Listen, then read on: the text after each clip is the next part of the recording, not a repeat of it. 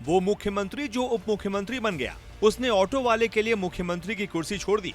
वो सबसे कम उम्र का मेयर रह चुका है। बचपन से वो आरएसएस से जुड़ गया था, लेकिन उसकी पढ़ाई इंदिरा गांधी से जुड़े स्कूल से हुई। उसकी पत्नी सोशल मीडिया पर काफी पॉपुलर है। वो अपनी पत्नी को बॉलीवुड की अभिनेत्री मानता है। पहली ही नजर में वो अपना दिल हार बैठा था। अनसुनी कहानियों में आज बात महाराष्ट्र की सियासत में सबसे ताकतवर नेताओं में से एक देवेंद्र फडणवीस की। भावाचं स्वागत करा, लाडक्या बहिणींचा लाडका भाऊ। 22 जुलाई 1970 को महाराष्ट्र के नागपुर में जन्मे देवेंद्र फडणवीस के पिता गंगाधर राव आरएसएस से जुड़े थे। बाद में वो महाराष्ट्र विधान परिषद के सदस्य भी बने, जबकि मां Sarita Fadnavis Vidarbha housing credit society की निदेशक रह चुकी हैं। नागपुर में ही देवेंद्र फडणवीस की शुरुआती पढ़ाई हुई। उनकी शुरुआती पढ़ाई तत्कालीन प्रधानमंत्री इंदिरा गांधी के नाम पर चलने वाले इंदिरा कॉन्वेंट स्कूल से हुई। इसी बीच देश में इमरजेंसी लगी तो जनसंघ से जुड़े होने की वजह से इंदिरा सरकार ने देवेंद्र के पिता गंगाधर राव को जेल में डाल दिया, जिससे नन्हा देवेंद्र नाराज हो गया और उसने इंदिरा कॉन्वेंट स्कूल में पढ़ने से इनकार कर दिया। दरअसल नन्हा देवेंद्र उस प्रधानमंत्री के नाम पर बने स्कूल में नहीं जाना चाहता था, जिसे वो अपने पिता के जेल जाने के लिए जिम्मेदार मानता था। इंदिरा कॉन्वेंट स्कूल छोड़ने के बाद उन्होंने नागपुर के सरस्वती विद्यालय में दाखिला लिया। इसके बाद उच्च माध्यमिक शिक्षा के लिए देवेंद्र ने धर्मपेठ जूनियर कॉलेज में एडमिशन लिया। बचपन से ही जिद्दी स्वभाव के देवेंद्र फडणवीस ने प्यार में जिद ठान ली तो पहली ही नजर में देखने के बाद उन्होंने अमृता से शादी का मन बना लिया था। देवेंद्र फडणवीस का कहना है कि उनकी पत्नी अभिनेत्री काजोल जैसी लगती है। दरअसल फडणवीस की अमृता से मिलने से लेकर के दोस्ती और शादी तक की कहानी बेहद दिलचस्प है। देवेंद्र फडणवीस की पत्नी अमृता नागपुर की मशहूर डॉक्टर चारू रानाडे और डॉक्टर शरद रानाडे की बेटी हैं। दोनों की पहली मुलाकात एक कॉमन फ्रेंड शैलेश जोगलेकर के घर पर हुई थी। उस दौरान देवेंद्र फडणवीस विधायक बन चुके थे। अमृता शैलेश के घर महज आधे घंटे के लिए आई थी, लेकिन जब देवेंद्र फडणवीस से मिली तो उनकी मुलाकात करीब 1.5 घंटे चली। अमृता पहली ही मुलाकात में देवेंद्र फडणवीस को दिल दे चुकी थी, तो देवेंद्र ने उनसे शादी का मन बना लिया। अमृता से पहली मुलाकात में देवेंद्र ने उनसे कहा कि तुम बिल्कुल काजोल जैसी दिखती हो। फडणवीस के साथ पहली मुलाकात के बारे में एक इंटरव्यू में अमृता ने बताया था, मिलने से पहले मुझे टेंशन और प्रेशर था। मैं सोच रही थी कि देवेंद्र किस टाइप के इंसान होंगे, क्योंकि नेताओं को लेकर मेरे दिमाग में एक नकारात्मक छवि थी। लेकिन उनसे मिलने के साथ ही ये डर गायब हो गया, क्योंकि मैंने देखा कि बहुत ही सच्चे और डाउन टू अर्थ इंसान है। वहीं अमृता के साथ पहली ही मुलाकात के बाद शादी का मन बना चुके देवेंद्र फडणवीस ने कहा था, मैं भी आम लोगों के जैसा ही हूँ और मुझे भी हिंदी फिल्में देखने का शौक रहा है। मैं अभिनेत्री काजोल का फैन रहा हूँ। मैं जब अमृता से पहली बार मिला था तो मुझे वो काजोल जैसी लगी थी, इसीलिए मैंने उन्हें देखते ही प्रपोज कर दिया था। अमृता देवेंद्र से 9 साल छोटी हैं। 9 अप्रैल 1989 को जन्मी अमृता और देवेंद्र ने शादी के बंधन में बंधने का फैसला किया। साल 2005 में दोनों ने शादी कर ली। दोनों की शादी नागपुर की सबसे चर्चित शादी रही। नागपुर के प्रसिद्ध फोटाला तालाब के किनारे बोटेनिकल गार्डन में देवेंद्र और अमृता की शादी हुई थी। शादी में करीब 500 से 600 लोग शामिल हुए थे। देवेंद्र और अमृता ने नागपुर की कई झोपड़पट्टियों के लोगों को भी अपनी शादी में बुलाया था, जिसकी खूब चर्चा हुई थी। दोनों की एक बेटी भी है जिसका नाम देविजा है। अमृता अपनी बेटी देविजा के साथ सोशल मीडिया पर खूब तस्वीरें शेयर करती रहती हैं। अमृता एक्सिस बैंक में बड़े पद पर काम कर रही हैं। इसके अलावा वो क्लासिकल सिंगर भी हैं। उन्होंने कई गाने भी गाए हैं। इसके अलावा वो समाज सेवा के लिए भी काफी सक्रिय रहती हैं। नागपुर से आने वाले देवेंद्र फडणवीस ने जब राजनीति में कदम रखा तो उस समय पूरे विदर्भ और नागपुर में अकेले नितिन गडकरी का वर्चस्व हुआ करता था। फडणवीस ने गडकरी के मार्गदर्शन में ही अपना राजनीतिक सफर शुरू किया। गडकरी के सानिध्य में देवेंद्र बढ़ते गए, लेकिन जैसे जैसे बीजेपी के अंदरूनी समीकरण बदलने लगे, वैसे वैसे फडणवीस ने गडकरी से दूरी बना ली और पार्टी में उनके विरोधी माने जाने वाले गोपीनाथ मुंडे का हाथ थाम दिया। इस नजदीकी की बदौलत फडणवीस राज्य में पार्टी के प्रमुख के पद तक पहुंचने में कामयाब हुए। नागपुर में जन्मे देवेंद्र फडणवीस को सियासत विरासत में मिली। उनके पिता गंगाधर राव नागपुर के महाराष्ट्र विधान परिषद के सदस्य रह चुके थे। जनसंघ के वो कद्दावर नेता थे।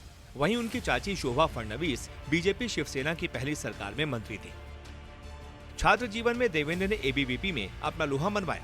वहीं बचपन से आरएसएस की शाखाओं में सियासत की बारीकियां सीखने के बाद 1989 में फडणवीस ने बीजेपी युवा मोर्चा में वार्ड संयोजक के पद से अपनी राजनीतिक यात्रा की शुरुआत की। 1992 में महज 22 साल की उम्र में पार्षद बनने वाले देवेंद्र फडणवीस 1997 में महज 27 साल की उम्र में नागपुर नगर निगम के सबसे कम उम्र के मेयर बन गए। भारतीय इतिहास में वो दूसरे सबसे कम उम्र में मेयर बने थे। नागपुर का मेयर बनने के बाद देवेंद्र फडणवीस ने कभी पीछे मुड़कर नहीं देखा। संगठन से लेकर विधानसभा तक उन्होंने अपना कद बढ़ाया। 1999 में नागपुर से पहली बार महाराष्ट्र विधानसभा पहुंचे देवेंद्र फडणवीस लगातार इसी सीट से विधायक बन रहे हैं। विधायक बनने से पहले उन्होंने संगठन में कई पदों पर काम किया था। 1992 में फडणवीस को बीजेपी युवा मोर्चा का नागपुर अध्यक्ष बनाया गया तो जल्द ही उन्होंने प्रदेश टीम में अपनी जगह बना ली। 1994 में उन्हें युवा मोर्चा का प्रदेश उपाध्यक्ष बनाया गया। वहीं विधायक बनने के बाद साल 2001 में फडणवीस को बीजेपी युवा मोर्चा का राष्ट्रीय उपाध्यक्ष बनाया गया। वहीं साल 2010 में उन्हें बीजेपी की मेन टीम में जगह मिल गई और महाराष्ट्र बीजेपी के महासचिव बन गए। 2013 में उन्हें महाराष्ट्र बीजेपी का अध्यक्ष बनाया गया। देवेंद्र फडणवीस को महाराष्ट्र बीजेपी का अध्यक्ष ऐसे समय में बनाया गया था जब अगले ही साल राज्य में विधानसभा चुनाव होने वाले थे। अध्यक्ष बनने के बाद फडणवीस ने बीजेपी के लिए पूरी ताकत झोंक दी। संगठन को उन्होंने नई धार दी, जिसका नतीजा ये हुआ कि राज्य में बीजेपी ने शिवसेना के साथ मिलकर पूर्ण बहुमत हासिल किया। महाराष्ट्र में एनडीए की सरकार बनी तो सेहरा फडणवीस के सिर पर था। पार्टी ने उन्हें मुख्यमंत्री बना दिया। खास बात यह है कि मुख्यमंत्री बनने से पहले उनका प्रशासनिक अनुभव सिर्फ मेयर के पद तक ही सीमित था। सीएम बनने से पहले कभी वे किसी भी मंत्री पद पर भी विराजमान नहीं रहे। महज 44 साल की उम्र में महाराष्ट्र के मुख्यमंत्री बनने वाले देवेंद्र फडणवीस शरद पवार के बाद दूसरे सबसे कम उम्र के मुख्यमंत्री बने थे। 2014 में जब राज्य में एनडीए को बहुमत हासिल हुआ तो कयास लगाए जा रहे थे कि नितिन गडकरी को मुख्यमंत्री बनाया जा सकता है। दरअसल गडकरी संघ भूमि नागपुर से आते हैं और राज्य में पार्टी के सबसे वरिष्ठ नेता थे। वहीं वो बीजेपी के राष्ट्रीय अध्यक्ष भी रह चुके थे। लेकिन 2014 से बीजेपी में मोदी शाह युग की शुरुआत हो चुकी थी। नरेंद्र मोदी प्रधानमंत्री बन चुके थे, अमित शाह बीजेपी अध्यक्ष बन चुके थे।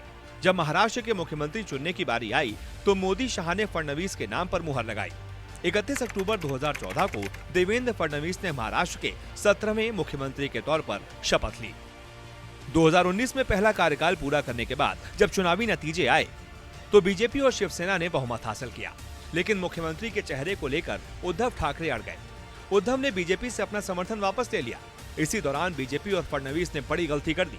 अजीत पवार के समर्थन से बीजेपी ने सरकार बनाई और 23 नवंबर 2019 को देवेंद्र फडणवीस ने मुख्यमंत्री पद की शपथ ले ली, जो कि उनकी सबसे बड़ी गलतियों में से एक मानी जाती है।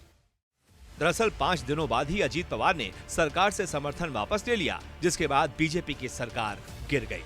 5 दिन पहले मुख्यमंत्री बने फडणवीस को 28 नवंबर को इस्तीफा देना पड़ गया। इस सियासी घटना के बाद उद्धव ठाकरे राज्य के मुख्यमंत्री बने तो फडणवीस को बीजेपी ने विधानसभा में नेता प्रतिपक्ष बनाया। नेता प्रतिपक्ष बनने के बाद फडणवीस राज्य में बीजेपी को मजबूत करने में जुट गए। जून 2022 में एकनाथ शिंदे ने उद्धव ठाकरे का साथ छोड़ दिया। माना जाता है कि शिंदे को बीजेपी के साथ लाने की भूमिका देवेंद्र फडणवीस ने ही निभाई थी। शिंदे बीजेपी के साथ आए तो उन्हें मुख्यमंत्री बना दिया गया। एकनाथ शिंदे मुख्यमंत्री बने तो फडणवीस डिप्टी सीएम बन गए। फडणवीस एक ऐसे व्यक्ति के डिप्टी सीएम बने जो उनकी सरकार में मंत्री रह चुका था। भारतीय राजनीति के इतिहास में शायद ऐसा पहला वाकया रहा होगा कि मुख्यमंत्री रह चुका व्यक्ति उप मुख्यमंत्री बन गए। बेहद संपन्न परिवार में जन्मे देवेंद्र फडणवीस ने नागपुर विश्वविद्यालय के गवर्नमेंट लॉ कॉलेज से LLB किया। कानून की डिग्री हासिल करने के बाद उन्होंने MBA किया। इसके बाद आगे की पढ़ाई के लिए वो जर्मनी चले गए, जहां उन्होंने बर्लिन स्थित DSC German foundation for international development से प्रोजेक्ट मैनेजमेंट के तरीकों और तकनीकों में डिप्लोमा किया। जर्मनी से भारत वापस आने के बाद देवेंद्र फडणवीस ने एक्सिस बैंक में काम किया। उन्होंने एक्सिस बैंक में ब्रांच मैनेजर के तौर पर भी काम किया। सियासत में बुलंदियों तक पहुंचने वाले फडणवीस एक अच्छे लेखक भी हैं। अब तक वो 3 किताबें लिख चुके हैं। हालांकि कई बार वो विवादों में भी घिर चुके हैं। 2014 विधानसभा चुनाव के लिए दायर हलफनामे पर उन पर अपने खिलाफ 2 आपराधिक मामले छिपाने का आरोप लगा था। मामला सुप्रीम कोर्ट तक भी पहुंचा था। याचिकाकर्ता ने फडणवीस पर आरोप लगाया था कि उन्होंने अपने चुनावी हलफनामे में नागपुर के 2 मुकदमों की जानकारी छिपाई थी। हालांकि बाद में उन्हें नागपुर अदालत ने बरी कर दिया था, जिसमें पहला मामला मानहानि से जुड़ा था और दूसरा मामला ठगी से जुड़ा था। इसके अलावा फडणवीस पर आचार संहिता के भी उल्लंघन का आरोप लग चुका है। देवेंद्र फडणवीस को सियासत भले ही विरासत में मिली हो, लेकिन उन्होंने खुद को साबित किया और महाराष्ट्र में खुद की पहचान बनाई। आज वह महाराष्ट्र के सबसे चर्चित नेताओं में से एक है। मोदी शाह की बीजेपी में वह बिल्कुल फिट बैठते हैं। नागपुर से लेकर मुंबई और नई दिल्ली तक की सियासत में उन्होंने खुद को फिट कर लिया है। यही वजह है कि जब अमित शाह ने उनसे डिप्टी सीएम बनने के लिए कह दिया तो वे तुरंत मान गए और मना नहीं कर पाए। अनसुनी कहानियां में आज सिर्फ इतना ही। अगले एपिसोड में मिलते हैं एक और चर्चित शख्सियत की अनसुनी कहानियां के साथ।